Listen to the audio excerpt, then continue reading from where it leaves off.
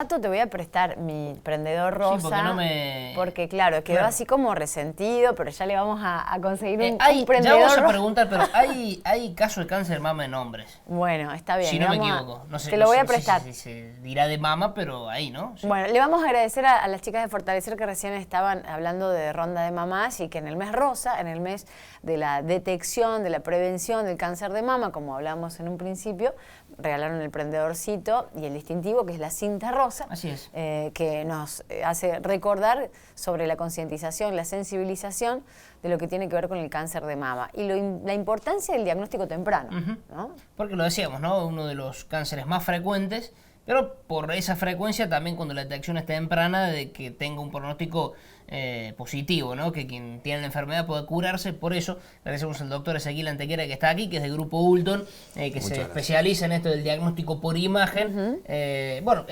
Lo que te pregunto primero, esto de que casos en hombres con cáncer de mama, ¿está bien dicho así? Sí. Sí. Muy poco frecuente, ¿no? O menos. Es menos frecuente que la mujer, pero también se puede dar. Más de lo que la gente piensa, que es potestad exclusiva del género femenino. Nosotros hemos visto cáncer de mama en hombres. No es habitual, pero en el año 4 o 5 casos generalmente tenemos.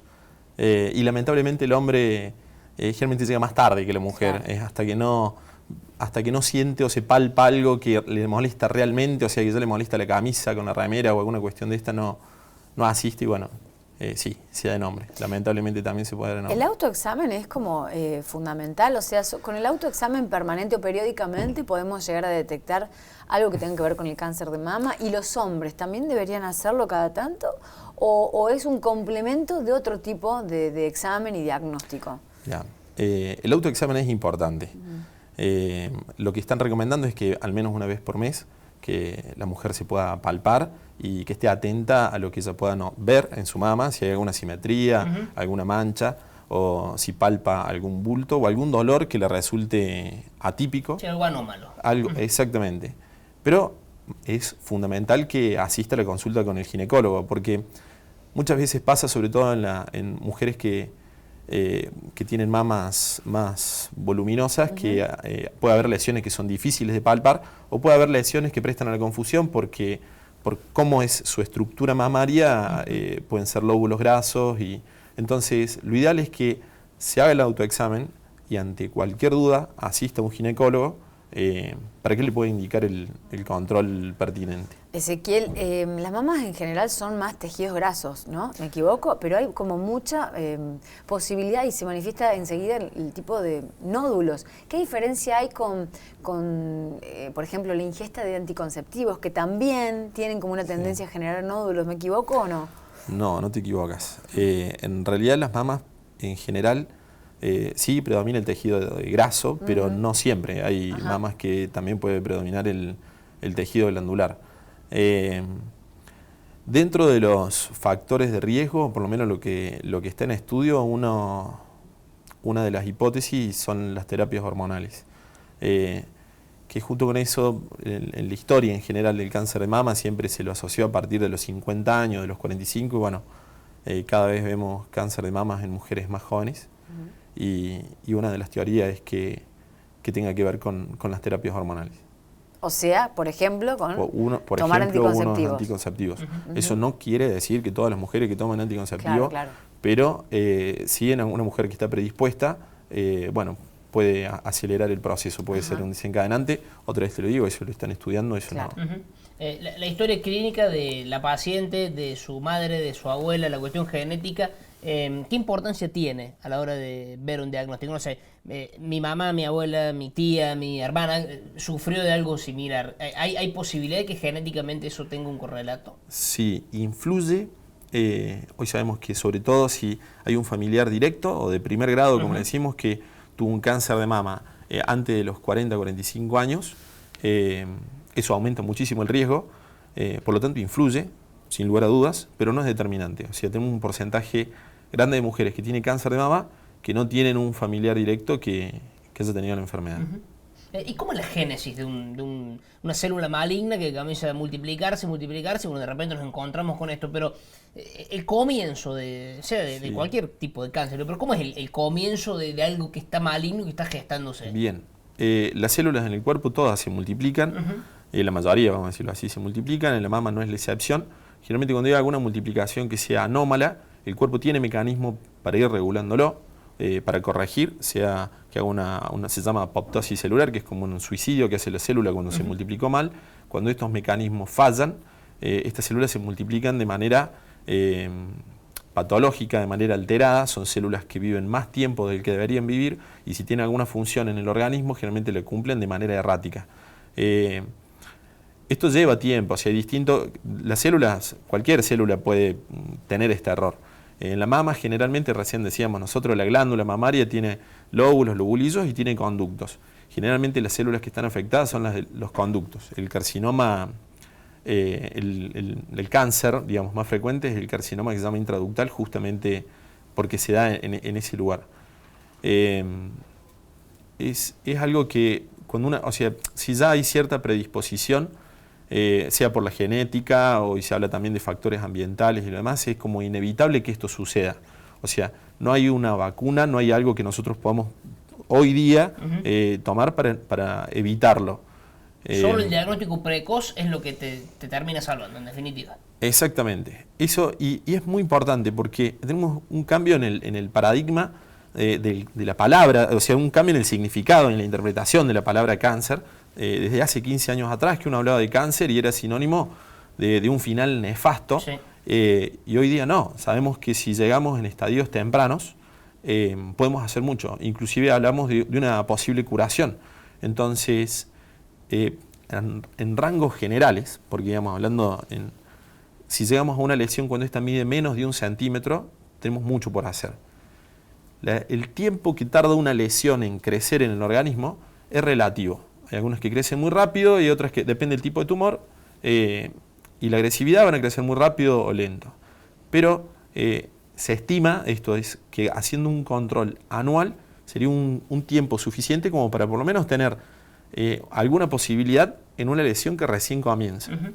¿Cuánto hay de responsabilidad de uno y cuánto del médico que uno elige como médico de cabecero, ginecólogo o quien sea para que nos ayude a hacer un examen de este tipo, un diagnóstico anual al menos, ¿no? Si hay alguna anomalía seguramente un poco más, cada 6 meses, un poco más seguido. Sí, mira, ya con tu pregunta me anticipas a parte de la charla que vamos a hacer para el público en general. Hay parte, digamos, hay una instancia que la responsabilidad es del paciente, que es la de ir al ginecólogo a hacer su control anual. También es responsabilidad del paciente en el caso de que note algo anormal, como decíamos recién, asistir a la consulta. Sería ideal, sería buenísimo que las mujeres hagan un autoexamen. Nosotros cuando conversamos en el consultorio con las pacientes, las mayorías les da mucho miedo, sobre todo si han notado algo raro, vamos a decirlo así, te lo dicen, generalmente no se quieren palpar, no se quieren tocar. Por otro lado tenemos la responsabilidad del médico. Yo no voy a hablar del ginecólogo porque el paciente debe acudir al ginecólogo, el ginecólogo generalmente es el que le asigna un control. Nuestra responsabilidad es tratar de hacer todo el esfuerzo diagnóstico por llegar a detectar esa lesión lo antes posible. Para eso es necesario que el profesional que te haga el estudio esté capacitado primero para hacerlo, que haya tenido la formación, que esté actualizado. Eso es responsabilidad del médico. La motivación, la intencionalidad del médico para resolver el caso, eso es responsabilidad del profesional. Claro. Y por otro lado, que hay un factor que es muy importante en esto, que es la tecnología. Porque nosotros estamos hablando de lesiones de menos de 1 centímetro. Estoy hablando de que una patología que tenga 10, 15 años de antigüedad y no va a tener la misma eficacia que un... O se multiplica por mucho más la imagen. Es como todo, vos comprás ves los televisores que salían hace 15 años atrás y ves los televisores que tenemos ahora y la resolución es otra, la imagen es otra y estamos hablando de lesiones que son milimétricas. Entonces, caracterizar una lesión, describir una lesión con poca resolución y bueno, las posibilidades de errores diagnósticos son más grandes, digamos. Entonces tenemos 3 factores, uno es el paciente, El otro es el médico que realiza el estudio y el otro es la tecnología. El Grupo Bulton, bueno, es famoso, ¿no?, en la ciudad de Córdoba porque hace ya tiempo viene desempeñándose como un centro realmente importante. Ahora tenemos la posibilidad de que lo tengamos acá en Río Cuarto con la posibilidad de aparatología para el diagnóstico temprano. ¿Cómo es justamente el diagnóstico temprano? ¿Qué se utiliza? ¿Qué tipo? Mamógrafo, digo, ecógrafo. ¿Qué es lo que nos ayuda a la detección puntualmente del cáncer de mama?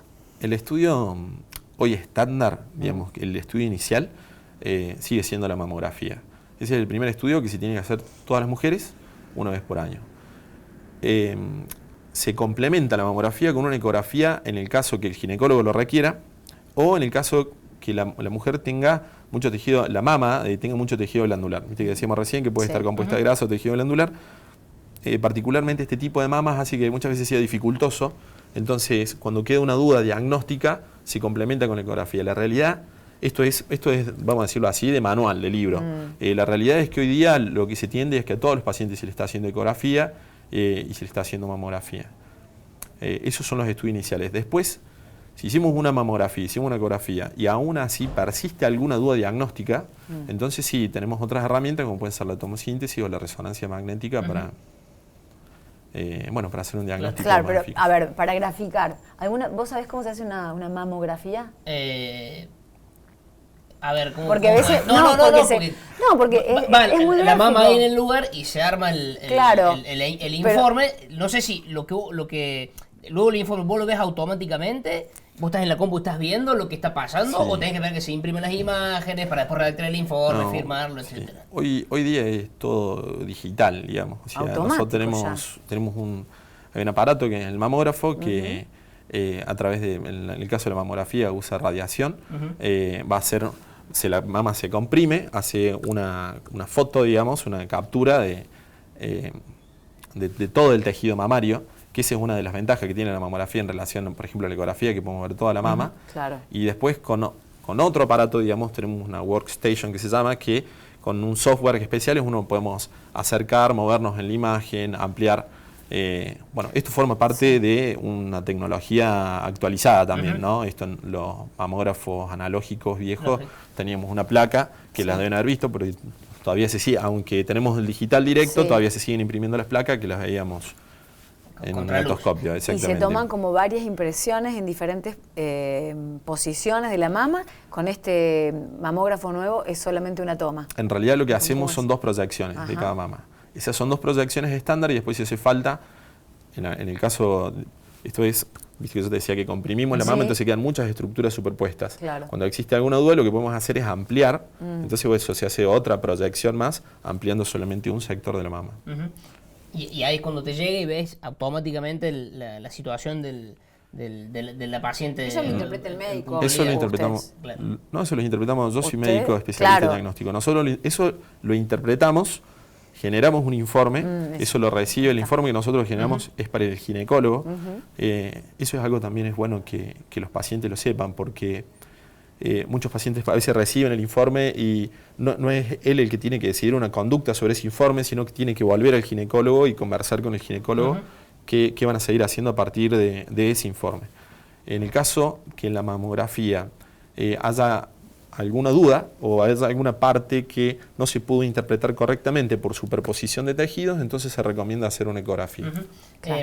Al margen de las mamografías y demás, bueno, todo el espectro que hay, tomografía multicorte y todo, no sé, de órganos y demás, que uno no llega a dimensionar, porque decís, primero, superficies que son pequeñas, ¿no? Y después, no sé, uno dice, este tomógrafo hace 10.000 cortes en un radio que es una cuestión pequeña. Digo, qué bárbaro, cómo se da esa cuestión de tecnología, ¿no? Sí, y creo que va a seguir avanzando. Es un desafío también para las instituciones de salud mantenerse actualizado, pero o sea, gracias a Dios disponemos de la tecnología suficiente para poder cumplir por lo menos con los estándares internacionales que hoy piden para hacer un diagnóstico temprano sea eficaz. Y no invasivo, apenas la cuestión de la radiación, que debe ser mínima, supongo, que es lo que tenés que someterte, digamos. Exactamente. Y nada más. Pensaba en el tema de hombres, que vos habías abierto el bloque con ese. La mamografía no se es imposible de hacer en hombres, digo, es una ecografía. Sí, se puede. O sea, generalmente el estudio inicial que piden en el caso de sospecha es una ecografía. Sí, sí, claro. Sí. Digo, pensando en la superficie mamaria, ¿no? Sí, depende de la caso lesión y de cada hombre. Claro. ¿Te especializas solo en la cuestión mamaria o cualquier diagnóstico por imagen podés hacer? Te cuento, nosotros en nuestra especialidad en Córdoba son 5 años. O sea, tenemos un año de clínica médica y después tenemos 4 años más en donde vamos viendo los distintos... Afinás el ojo como un lince, ¿no? Absolutamente, porque el tipo que no sabe, y ves una cuestión, una foto que no se ve, que es una manchita o algo y no entiende nada, ¿qué es esto? Imagínate tanto tiempo... Esto es, hay una parte que es conocimiento y hay una parte que es entrenamiento, o sea que uno tiene que... La percepción tuya. Exactamente. Y esto... Es un trabajo que también se hace en equipo porque muchas veces en algunos diagnósticos, sobre todo cuando son complejos, trabajamos junto con el ginecólogo. También tenemos la oportunidad nos pasa con algunos estudios específicos, de hacer interconsulta con el servicio de la mujer de Bulton en Córdoba. Incluso actualmente algunas mamografías se están informando allá, otras se están informando acá. Entonces, bueno, eso facilita también muchísimo porque ya no son solamente un par de ojos que está viendo el estudio, sino... ¿Cómo es el tema personal con la paciente? No sé, ¿a quién corresponde informar un mal diagnóstico? El decirle cara a cara, mira, eso que te palpabas y demás, bueno, evidentemente, o por los estudios, no es algo bueno, es un cáncer de mama. Me imagino que debe ser como un cachetazo para quien lo recibe, pero usted también con el tacto para saber decir las cosas, ¿no? Y en realidad la función del médico radiólogo no sería esa. Nosotros lo que hacemos es hacemos un informe, hacemos un estudio, generalmente le damos alguna recomendación al paciente, porque muchos pacientes nos preguntan, ¿y hace falta que vuelva al médico que me lo pidió el estudio? Sí, siempre. Entonces, pero el médico que después va a tener conducta o que va a tener seguimiento sobre ese paciente, en este caso, que es el ginecólogo, es él el que le comunica a la paciente sobre el diagnóstico, pronóstico, lo que quiera saber.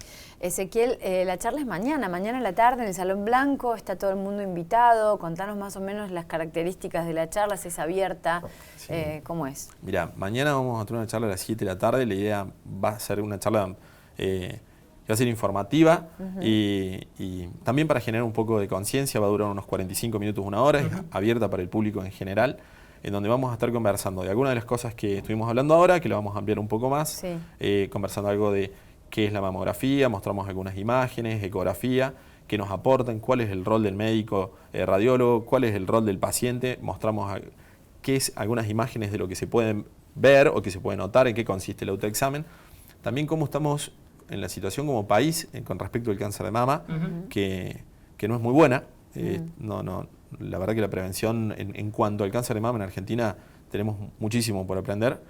Y bueno, conversar en realidad, abrir un poco esta conversación que tiene que ver con sacarse un poco los miedos y cambiar un poco el chip que teníamos con respecto al cáncer. Ahí vemos que vas a estar con la doctora Mariana Linares, médicos especialistas en diagnóstico por imágenes del Centro de Tomografía y Resonancia Grupo Bulton, Río Cuarto. Voy a preguntar una cuestión muy paga, por decirlo vulgarmente. ¿Qué diferencia entre la tomografía y la resonancia?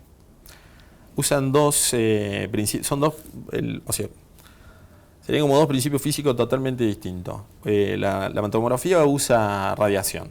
Y el contraste, la resonancia. No, los dos pueden usar contraste, pero en la resonancia lo que tiene es un campo magnético. Que, vamos a decirlo así, son dos estudios totalmente diferentes, con dos fines totalmente diferentes que aportan información diferente. En el caso nuestro, para partes blandas, sobre todo, la resonancia tiene mucha sensibilidad. Me rompí la rodilla jugando al fútbol, me hago una resonancia. Exactamente, porque generalmente en la resonancia lo que van a querer ver son estructuras blandas, como ligamentos en el caso de la rodilla, músculo, menisco, no sé lo que sea. En el caso de la mama pasa lo mismo, nada más que nosotros usamos un contraste y vemos, de acuerdo a la captación que tiene el contraste, a la curva que va haciendo de captación de contraste, si esa lesión puede ser benigna o maligna. Generalmente las lesiones malignas son lesiones el tumor como necesita crecer rápido, se vasculariza mucho, tiene un comportamiento, un metabolismo más acelerado que una célula normal y que un tumor benigno. Entonces, bueno, eso nos ayuda a diferenciar en el caso de que exista una duda diagnóstica. No es un estudio de control la resonancia magnética, no es un estudio que se le hace a todos los pacientes, se hace cuando existe alguna... Pero es cierto que hay como una tendencia ya, como una masividad en resonancia. Antes, como que hoy la resonancia es como la ecografía de antes prácticamente. Es que es mucho más común el pedido de resonancia que era antes. Digo, porque aparte han bajado los costos también, ¿no? Sí.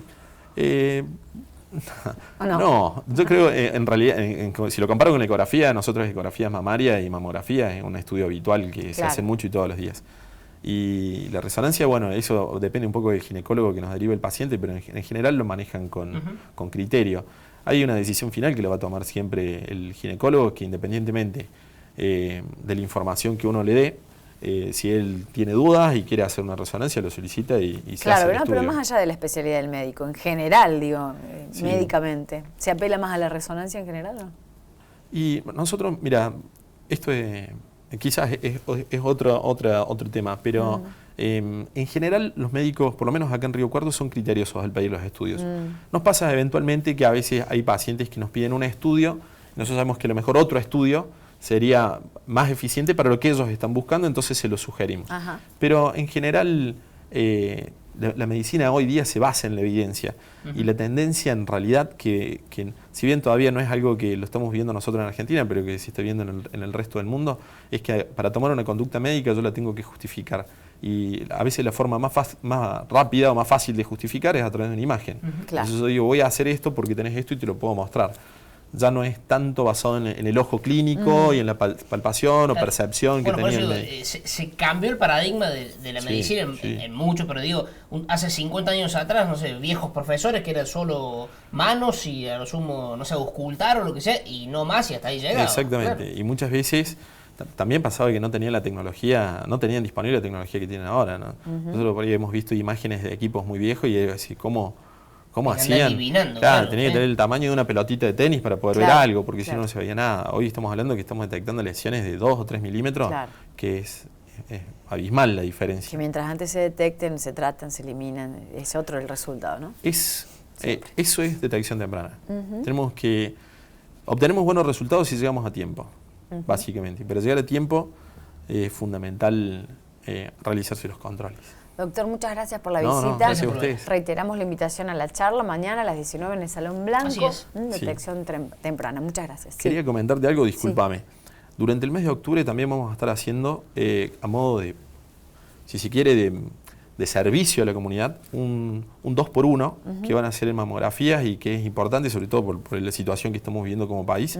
Entonces, las personas que tengan obra social o que no tengan obra social y quieran ir con otro, el segundo que va, la mamografía es gratuita. Eso va a ser solamente durante el mes de octubre. El mes rosa, como decíamos. Gracias. Perfecto, no, gracias a ustedes. Vamos a la pausa. ¿Pausa? Sí, ya venimos. Seguimos.